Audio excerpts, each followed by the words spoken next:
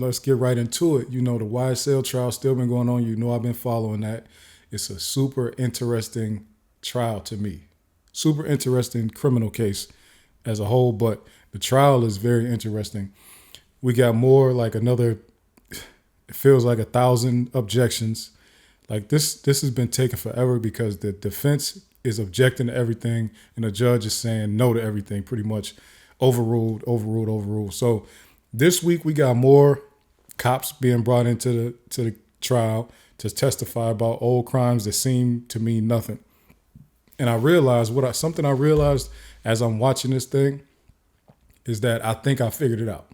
Right? Shout out to Blasey. This is $1 million. This is with the $1 million in all $100 bills. This is the exact replica of what it would look like. It's actually a piggy bank. You can put your money up here at the top. You can take your money out at the bottom if you need to, but it's all ceramic. It's heavy duty. So I like to keep it with me for motivation, right? Shout out to Blasey's, right?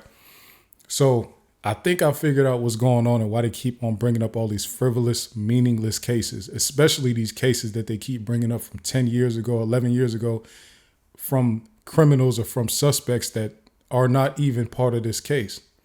I realized what's going on.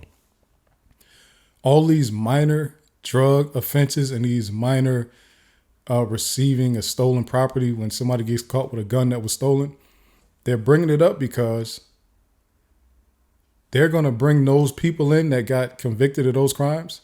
They're going to bring them in and they're going to testify that, yes, I committed those crimes. Yes, I'm part of YSL. And yes, I had that stuff in furtherance of our gang. It's pretty much just one big tactic to set up for the snitches later on. So they have to introduce all of this evidence about these other people who are not relevant, really, not yet.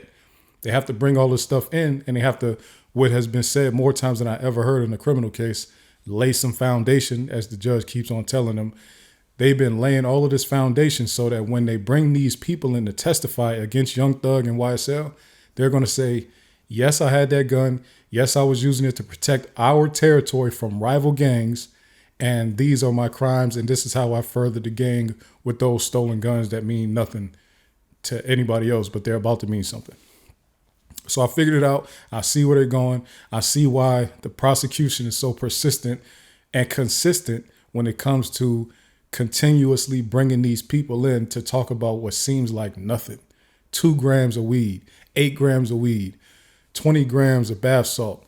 Like, why is that a RICO case? But I get it. Once they get to the murder trial from the murder situation from 2015, where Young Thug rented the car and then somebody supposedly killed the young man out of that car. Once they get there, I feel like they have, what I'm thinking, I'm assuming they have great evidence that says Young Thug was involved with calling the shots on that murder, right? And I think they're going to use that as their big hot button situation to get the jury to then believe that everything else they brought up in the trial that seems frivolous is tied to him. And these are the type of shots that he calls. He calls these type of shots. They might not seem big to us, but they help out their criminal enterprise as a whole.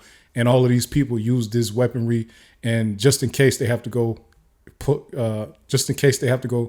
take out a murder on somebody at the behest of their leader, Young Thug or Jeffrey Williams, aka King Slime, as they've been calling him.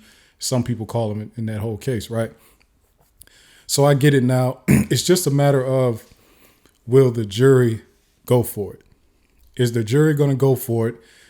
I honestly, if they didn't have that 2015 murder situation, Young Thug is walking out of there easy. But when the jury hears that evidence that they have in the shooting in 2015, the murder in 2015 out of a car that Young Thug rented, and when they look at the text messages and when they hear the testimonies from other people that were involved in that shooting, I'm interested to hear how the state presents that to see how good it sounds and how convincing it is. Now, one thing that we know about during the opening statements, they brought up that murder and they brought up the fact that the state looked at it before and they looked at a group of 4 men who were supposedly suspects in that murder and they let them all go because they found out that the person pretty much snitching on those 4 people, they found out he was lying excuse me, they found out that that person was lying, and they found out that pretty much all of them was lying. So they threw the case. They like got rid of the case. So nobody has been tried in a court trial for that murder right there. So it's pretty much just open still. And I'm assuming that the defense is going to do the same thing that happened before. Is all of the people that testify against Young Thug, Kenneth Copeland being the main one, against Young Thug in that 2015 murder, the defense is going to try to make them look like liars again. They're going to say these people are only saying this because they wanted to get out of Fulton County. They started out the whole trial with their opening statements talking about Fulton County blues. They probably went on a 15-minute like soliloquy about the Fulton County blues, which is the uniform that inmates have to wear in the Fulton County jail. And they talked about how desperate a lot of those inmates are and how they're pretty much willing to do anything to get out. And that's why they're going to be testifying against Young Thug in a criminal murder that he had nothing to do. Well, what they say he had nothing to do with, they're going to testify to that fact or that story because they just wanted to get out of the Fulton County blues, right? So the defense is going to try to make these people seem like liars. I don't think that the state has any other evidence pointing to a RICO case or pointing to a conspiracy other than that shooting. Maybe if you want to say, I think they had some text messages or something like that about somebody stabbing wife and Lucci in jail, and somebody asked Young Thug for permission to try again, pretty much. I think they have that. I don't know if the message is directly with Thug, and then I think they had messages from Young Thug saying, y'all getting soft, y'all ain't killed them yet or something like that. So that's like a small thing, especially if nobody actually died. It's like that's not a hit for real. But the murder thing, I think they're going to use that, and it's going to sound so, I think the state is assuming it's going to sound so bad that it'll make the jury believe that he's tied to everything in the case.